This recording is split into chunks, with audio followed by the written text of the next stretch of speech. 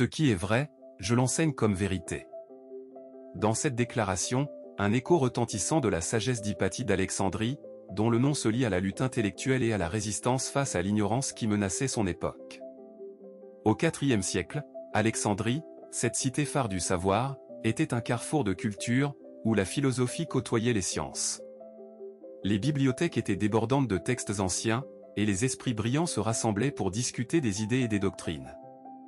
Cependant, derrière cette façade de lumière, l'obscurantisme grandissait, alimenté par des tensions religieuses croissantes et des conflits de pouvoir. Les premiers chrétiens, de fervents défenseurs de leur foi, s'opposaient aux traditions païennes, et les voix sages étaient étouffées dans le tumulte du fanatisme. Hypatie, fille de Théon, était la dernière grande lumière de la philosophie antique, une femme dont l'intellect transcende les limites de son genre et de son époque. Elle a reçu une éducation raffinée, apprenant non seulement les mathématiques et l'astronomie, mais aussi la philosophie, ce qui l'a propulsée au sommet des cercles académiques. À l'université d'Alexandrie, elle enseignait avec passion, suscitant l'admiration des étudiants et des érudits. Sa beauté, sa sagesse et son charisme attiraient les foules. Pourtant, elle se dressait aussi comme un phare de vérité dans un monde de ténèbres grandissantes. Dans ce contexte sociopolitique instable, les idéaux d'Hypatie étaient menacés. Les luttes entre les factions religieuses faisaient rage, et son statut d'intellectuelle la rendait vulnérable. Elle ne cherchait pas seulement à partager la connaissance, mais également à défendre l'idée que la raison et le dialogue étaient les meilleures armes contre l'obscurantisme. Dans cette époque où les passions l'emportaient souvent sur la rationalité, Hypatie était le symbole de la lutte pour la vérité, une lumière vacillante au milieu des ombres. La sagesse, autrefois vénérée, était désormais mise à mal. Les forces obscures qui l'entouraient étaient sur le point de frapper. La tragédie de son existence ne faisait que commencer, et sa quête pour la connaissance allait avoir des conséquences bien plus lourdes que quiconque aurait pu imaginer. À Alexandrie, Hypatie devint rapidement une figure incontournable, attirant des disciples de tous horizons. Elle enseignait la philosophie néoplatonicienne, une pensée qui prônait l'union des idées et des réalités, cherchant à transcender les croyances simplistes et les superstitions qui prédominaient alors. Ses leçons étaient marquées par une curiosité insatiable et une capacité à remettre en question les dogmes établis. Hypatie utilisait l'astronomie et les mathématiques pour illustrer des concepts philosophiques profonds, démontrant que la raison pouvait éclairer les ténèbres de l'ignorance. Dans le célèbre musée d'Alexandrie, elle se plongeait parmi les manuscrits, perpétuant ainsi l'héritage intellectuel de femmes et d'hommes qui l'avaient précédée. Hypatie n'était pas seulement une enseignante, elle était également une chercheuse acharnée. Ses études sur la géométrie et l'astronomie, en particulier ses travaux sur le mouvement des corps célestes, l'amenaient à défier les vues établies des astronomes de son époque. Elle critiquait les théories de Ptolémée, non pas pour abattre le savoir, mais pour l'enrichir. Pour elle, chaque question posée était une porte ouverte sur une plus grande compréhension de l'univers.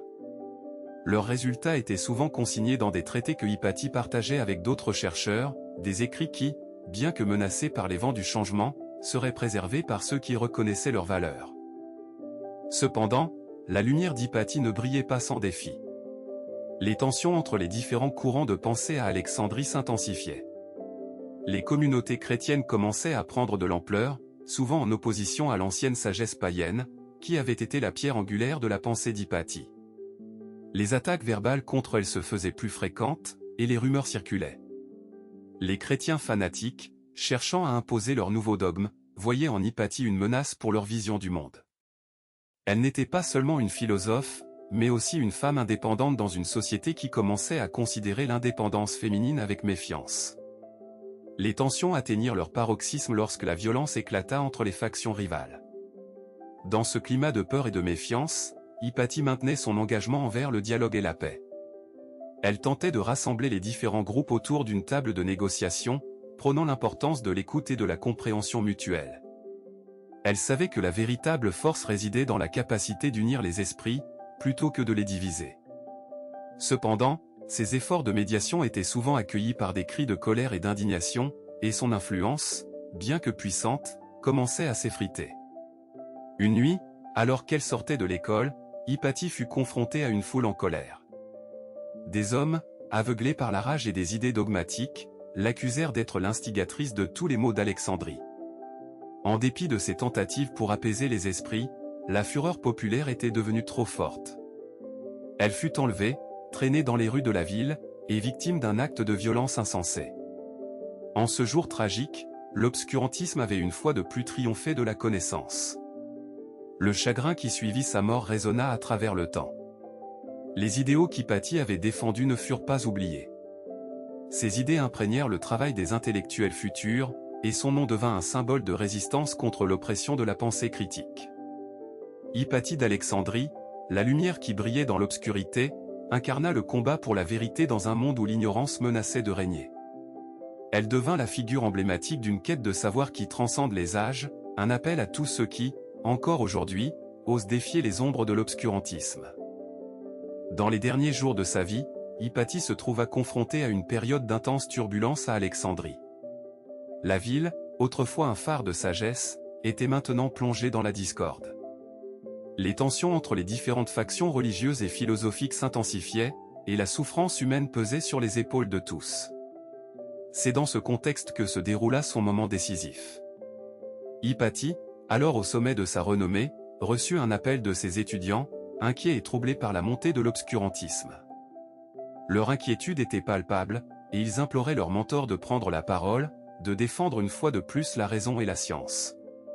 Face à cette situation, elle sut que son rôle allait au-delà de l'enseignement, elle devait devenir la voix de ceux qui avaient peur de s'exprimer. Elle convint de donner une dernière leçon publique, un discours qui resterait gravé dans les mémoires. Dans l'assemblée, les partisans de la pensée critique se pressaient aux côtés des défenseurs de la tradition. Hypatie, avec courage, aborda le sujet de la vérité, de la connaissance et de la nécessité de défendre ses principes face à la déraison. Elle mit en lumière la beauté de la quête intellectuelle, arguant que la connaissance ne doit pas être un privilège, mais un droit pour tous. Elle exhorta son public à ne pas céder à la peur et à défendre ardemment ce qui est juste, même si cela implique de risquer sa propre sécurité. Ce discours, bien que poignant, fut également un appel à l'action.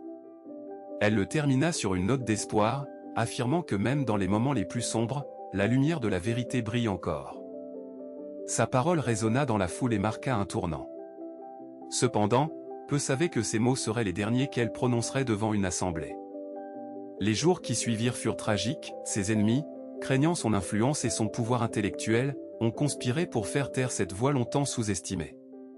La fin d'Hypatie fut brutale, mais son héritage et sa vision ne s'éteindraient jamais.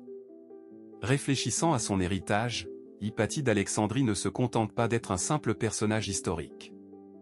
Sa vie et son œuvre témoignent d'une lutte acharnée pour la connaissance, et son message continue d'être d'une brûlante actualité. À notre époque, où l'obscurantisme et le rejet de la science prennent parfois le pas sur la raison, ses pensées résonnent avec une clarté inébranlable. Elle nous rappelle que la recherche de la vérité exige du courage et de la conviction. En tant que pionnière dans le domaine des mathématiques et de l'astronomie, elle a montré que la connaissance n'est pas seulement un domaine réservé aux privilégiés, mais qu'elle doit être accessible à tous. Les valeurs qu'elle défendait, la curiosité intellectuelle, la liberté d'expression et l'importance de l'éducation sont plus pertinentes que jamais.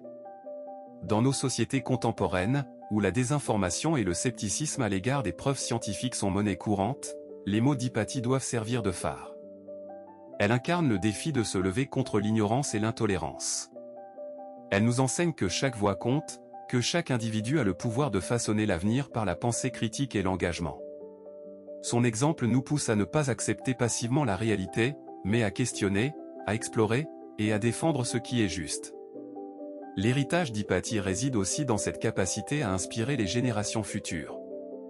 Les éducateurs, les scientifiques et tous ceux qui croient en la puissance de la connaissance portent une part de son esprit. Son histoire célèbre la lutte continue pour une société éclairée, où la pensée critique est valorisée et respectée. À travers les siècles, son nom est devenu synonyme de résistance, prouvant que même lorsque l'obscurité semble gagner, la lumière de la vérité peut toujours percer. En fin de compte, que retenons-nous d'Hypatie d'Alexandrie? Il est temps de nous interroger sur notre propre rôle face aux défis contemporains. Comment défendons-nous la vérité et la connaissance dans nos vies quotidiennes? Dans cette ère où l'obscurantisme menace de s'infiltrer sous différentes formes, chacun de nous a la responsabilité de porter le flambeau de la sagesse que Hypatie a allumée. Que ce soit à travers l'éducation, la science ou la voix critique que nous portons, nous pouvons tous être des champions de la lumière dans un monde qui parfois choisit l'obscurité. Réfléchissons à la manière dont nous pouvons, comme Hypatie, défendre ce en quoi nous croyons et encourager ceux qui nous entourent à faire de même. Soyons les gardiens de la connaissance et les porteurs d'espoir, pour qu'ensemble, nous puissions illuminer les ténèbres.